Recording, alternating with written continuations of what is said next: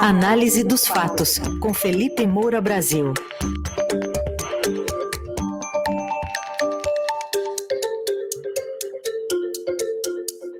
E claro que o assunto hoje é o dia da vergonha golpista, 8 de janeiro de 2023, ontem em Brasília. Felipe, bom dia. Salve, salve, Ryzen, equipe da Eldorado FM, melhores ouvintes, sempre um prazer falar com vocês, mesmo depois desse dia bárbaro. Certamente. Vamos começar destacando aqui a figura do governador do Distrito Federal, Ibanez Rocha, Felipe. Aliás, de madrugada saiu uma decisão do ministro Alexandre de Moraes no âmbito do inquérito dos atos antidemocráticos, afastando o Ibanez por 90 dias. Ibanez que pediu desculpas às autoridades federais pelas invasões ontem dos 3 poderes por extremistas. A gente vai ouvir com um trechinho para você avaliar. Ele disse que estava monitorando a chegada dos bolsonaristas à capital federal, junto com o ministro da Justiça, Flávio Dino, só que diz que eles não acreditavam em momento nenhum que essas manifestações tomariam as proporções que tomaram. Vamos ouvir o que disse o governador. Nós íamos monitorando desde a tarde de ontem, juntamente com o ministro Flávio Dino, todos esses movimentos que estavam chegando ao Distrito Federal. Conversamos de ontem para hoje por várias vezes e não acreditávamos em momento nenhum que essas manifestações tomariam as proporções que tomaram. São verdadeiros vândalos, verdadeiros terroristas que terão de mim todo o efetivo combate para que sejam punidos. É isso que nós queremos. O que você diz dessa declaração que foi dada antes do afastamento dele determinado pelo ministro Moraes? Olha, Ryzen, todo mundo se faz de sonso na hora que o bicho pega, né? É o velho ditado de que filho feio não tem pai. A gente viu uma onda de gente responsável, direta e indiretamente, por essa crônica de um golpe anunciado, tentar tirar o corpo fora. E o agora governador afastado do Distrito Federal, Ibanez Rocha, foi mais um caso emblemático disso. Ele falou, portanto, não acreditávamos em momento nenhum que essas manifestações tomariam as proporções que tomaram. O Anderson Torres, então secretário de Segurança Pública do Distrito Federal, que está de férias, né, nos Estados Unidos, porque ele continua lá, mesmo tendo sido exonerado diante da repercussão negativa ao longo do domingo. Ele fez uma postagem no fim da noite dizendo que fui surpreendido, chamou de ataques inimagináveis. Em que planeta essas pessoas estavam morando? Porque a quantidade de colunas que eu fiz aqui, a quantidade de artigos que eu publiquei, a quantidade de comentários em todo o debate público a respeito da mobilização bolsonarista para atos similares à invasão do Capitólio 2 anos e 2 dias antes desse domingo, em 6 de janeiro de 2021, ela estava absolutamente dada. E a gente via uma escalada. Claro que a gente pode trazer à tona uma série de episódios anteriores a essa escalada final. A própria postura do Jair Bolsonaro ao longo dos últimos anos, que ficou mais marcada ali naquele 7 de setembro de 2021, quando ele falou acabou porra, quando ele disse que não obedeceria a decisões judiciais. Depois teve a instrumentalização da mesma data histórica para o Brasil, para fins político-eleitorais em 2022, no 7 de setembro. Depois você teve Roberto Jefferson reagindo a tiros contra a polícia. Você teve Carla Zambelli fazendo a perseguição armada nas ruas. Você teve, desde a derrota de Bolsonaro para Lula no segundo turno, bloqueios em estradas, acampamentos na frente dos quartéis, com pedidos de intervenção militar e intervenção federal. Você teve atos de vandalismo no dia 12 de dezembro, dia da diplomação do então presidente eleito Lula, em suposta reação à prisão daquele indígena bolsonarista que, depois que tomou um chá de cadeia, pediu desculpas e disse que estava se baseando em informações erradas. Atos de vandalismo que incluíram a queima de 8 veículos, de acordo com o Corpo de Bombeiros, um ônibus e me parece que foram 7 carros. Você teve a tentativa de explodir um caminhão-tanque, um veículo de transporte de querosene de aviação nas imediações do Aeroporto Internacional de Brasília, por um bolsonarista confesso, que em audiência de custódia confessou, admitiu, reconheceu a sua motivação política para aquele episódio, tinha registro de CAC, de colecionador, atirador desportivo e caçador, que tem o registro para ter arma. Foi encontrado em endereço dele um arsenal, um monte de arma, que, de acordo com a apuração da investigação, ele queria distribuir para demais bolsonaristas, mobilizados também nesses atos de cunho golpista.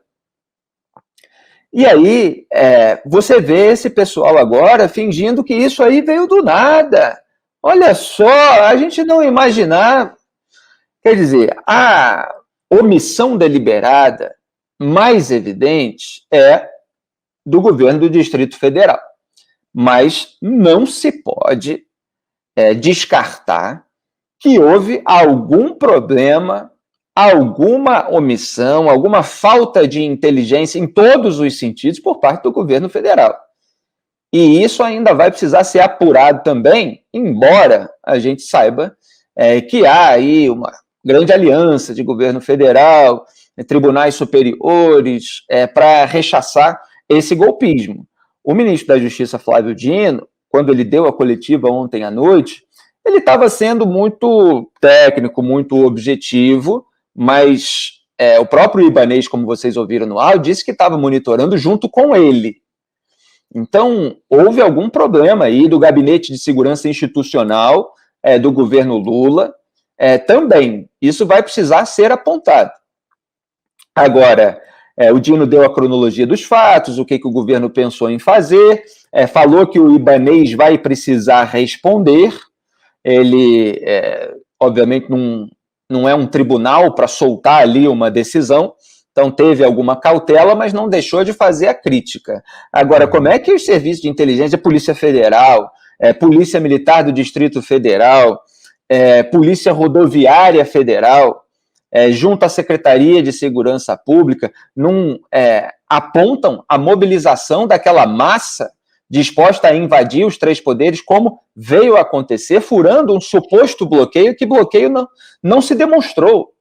Uma fileira de policiais que foi deixando aquelas pessoas passarem numa das cenas mais vergonhosas da segurança pública do Brasil, talvez da sua história. E olha que não faltam cenas vergonhosas de segurança pública. Toda hora a gente está discutindo aqui excessos, abusos em operação policial, conivência de autoridade com crime organizado, seja traficante, seja milícia. A gente estava no meio de uma polêmica política sobre a ministra do Turismo ter elos com milicianos. Agora, aquela imagem de uma horda, depois desses anos todos de alerta, invadindo a região da Esplanada e depois entrando no Congresso Nacional, no Supremo Tribunal Federal e até em gabinetes do Poder Executivo e depredando o patrimônio público, isso não pode ficar impune. Então, Alexandre de Moraes veio, tem esse inquérito aberto, tomou uma decisão monocrática, tudo assim, não precisava chegar até aí, mas chegou. Chegou pela omissão deliberada de autoridades competentes para evitar aquele cenário. A gente tem muitos aspectos evidentes a analisar, mas eu queria, Heisen, só para fazer um contraponto aqui na esfera cultural, o seguinte, nesse domingo morreu o Roberto Dinamite, o maior ídolo e artilheiro da história do Vasco da Gama. Eu não posso deixar de citar aqui na minha coluna. Era para o Brasil, assim como aconteceu na morte do Pelé, claro que existe uma diferença de proporção, mas era para o Brasil passar o domingo lembrando os golaços, o repertório de jogadas desse grande ídolo do futebol brasileiro, do futebol fluminense, do futebol carioca. O Zico, adversário do Roberto Dinamite, como jogador do Flamengo, quando o Dinamite era do Vasco, fez uma postagem à noite com a foto dos dois abraçados, sorrindo, várias fotos, e escreveu assim, vou ler só um trecho, tá? Claro. São mais de 50 anos de amizade que começou no juvenis. Nossas mães assistiam juntas os jogos. Fomos somente adversários, jamais rivais, inimigos. Nossa relação se estreitou na seleção brasileira e, aliás, nunca perdemos jogando juntos. Respeito, carinho, admiração e muito profissionalismo. Tem mais mensagem antes, tem mais mensagem depois, mas eu destaco esse trecho. Fomos somente adversários, jamais rivais, inimigos. E olha o contraste desses dois ídolos que fazem parte da nossa memória afetiva, principalmente para quem gosta de esporte, com o cenário político a que a gente está assistindo, em decorrência de discursos populistas, em decorrência de nós contra eles, em decorrência de um reacionário aloprado impune, que está fugido nos Estados Unidos, porque tinha medo do fim do foro privilegiado, que usurpou bandeiras e tradições de pensamento que ele não conhece, que ele não respeita, como conservadorismo, como liberalismo econômico, o próprio direitismo democrático. Jair Bolsonaro tem uma responsabilidade moral, para dizer o mínimo, sobre tudo isso que aconteceu. Aí chega de noite, quer fazer tweet tirando o corpo fora. E ainda apontando para o lado ideológico contrário. O Lula, no discurso dele, também ideologizou um pouco, falou de direita, de esquerda nunca fez isso. E é óbvio que você pode apontar uma série de atos de vandalismo de esquerda na história recente do Brasil. Mas é claro que esse ato bolsonarismo fica mais marcado porque você teve uma invasão deliberada dos três poderes, com depredação de patrimônio público, insuflada por um núcleo raiz do bolsonarismo que deseja intervenção militar, que deseja golpe de Estado, para a gente ser bem claro, e pediu tanto intervenção federal de uma maneira sorrateira para mascarar o golpe que desejava, que conseguiu ter uma intervenção federal, mas contra ele. Intervenção federal decretada pelo governo empossado no Distrito Federal para conter atos de terror por causa da omissão da Secretaria de Segurança Pública. E me parece que, ao longo do dia, o governo Lula ficou monitorando ali o que poderia fazer, e o Lula preferiu não recorrer ao decreto de garantia da lei e da ordem, portanto, aos militares. E a gente vai precisar apurar isso direito. Será que o governo Lula teve medo de militares recusarem agir? Ontem a gente estava tendo informação de que eles estavam solicitando gente das tropas, etc., policiais, simplesmente 2 estados governados por aliados. Não tinham pedido ainda sequer de São Paulo, que tem aqui uma tropa grande, com uma forte aí magnitude para poder conter todo esse pessoal. Então, assim como nas polícias, também nos militares, toda uma politização, uma ideologização que, num momento sensível, gera uma preocupação se essas pessoas vão atuar. O que a gente viu na parte da polícia do Distrito Federal foi a falta de atuação que permitiu aquelas cenas absolutamente lamentáveis. Importantes reflexões, e principalmente esse paralelo entre a rivalidade do Roberto Dinamite e do Zico, para a gente pensar nesse momento dessa grande perda que foi Roberto Dinamite, para não confundir a democracia com outras coisas, como bem destacou aí o Felipe Moura Brasil, que está com a gente às segundas, terças, quartas, quintas e sextas, todos os dias aqui no Jornal Eldorado. Já já a coluna estará no radioeldorado.com.br e também nas plataformas de áudio. Felipe, obrigado. Até amanhã. Raizen, eu peço perdão para fazer apenas 2 complementos. Em primeiro lugar, os mercadores do caos, como eu já chamo há bastante tempo, que faturaram alto em microfones tradicionais, com pregação de golpe militar e guerra civil, às vezes dissimulada, mas com esse objetivo, celebraram de início, depois foram tentando tirar o corpo fora, o resultado prático da legitimação moral da delinquência. É isso que acontece. O pessoal de esquerda fica chateado, porque eu não estou nem um pouco interessado nesse negócio de ficar comparando quem é mais delinquente, o pessoal da esquerda ou o pessoal da direita, porque fica essa propaganda ideológica na qual o Brasil, lamentavelmente, incorreu. A minha questão é cultural. Na jornada de junho de 2013, meu primeiro artigo foi Passe Livre para a Delinquência. E eu apontei ali intelectuais que estavam romantizando o quebra-quebra. E eu falei que o resultado daquilo seria uma tragédia, seria grave. E aí houve rojões atirados por black blocs que mataram um cinegrafista de uma emissora de TV que estava lá trabalhando. Aliás, como vários repórteres que têm sido agredidos. Felizmente, não houve cadáver agora. Mas quando se dá, esse que é o ponto, não é a questão democrática, que agora é antidemocrática, que agora é pior, é mais grave. O ponto é o seguinte, quando você dá o passe livre para a delinquência, quando você dá legitimação moral a uma horda que hoje pode se organizar nas redes sociais, é isso que acontece, é o ato de delinquência. Então, o terror bolsonarista é produto dessa bolha irracional que eles moldaram e teve aval de empresário. Teve aval de empresário que quis faturar com esse tipo de engajamento rasteiro, de massa de manobra, disposta a odiar inimigos em comum. Se forem presos todos os responsáveis morais, políticos e eventualmente criminais pelo terror desse domingo nos três poderes, o avião da extradição vai chegar lotado dos Estados Unidos, hein? É um bando de fujões e golpistas de home office.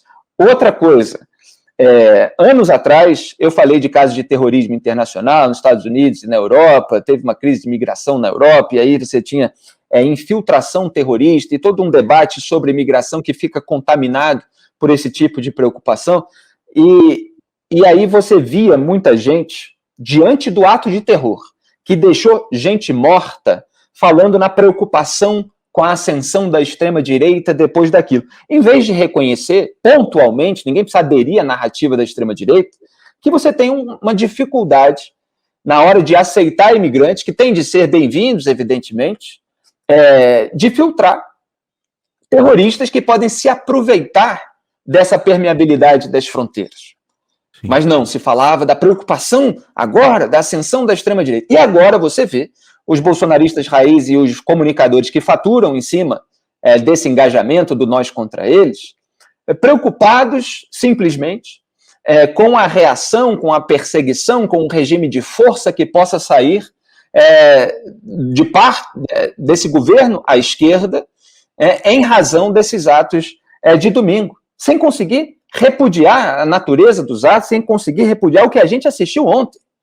Quer dizer, é sempre um discurso de defesa do seu lado ideológico e de preocupação com o outro, mesmo quando o seu está delinquindo. E isso é óbvio que precisa acabar. Então aqui a gente trata a realidade com um senso de nuances, fazendo, como diz o nome da coluna, a análise dos fatos. Um grande abraço, até amanhã. Até amanhã.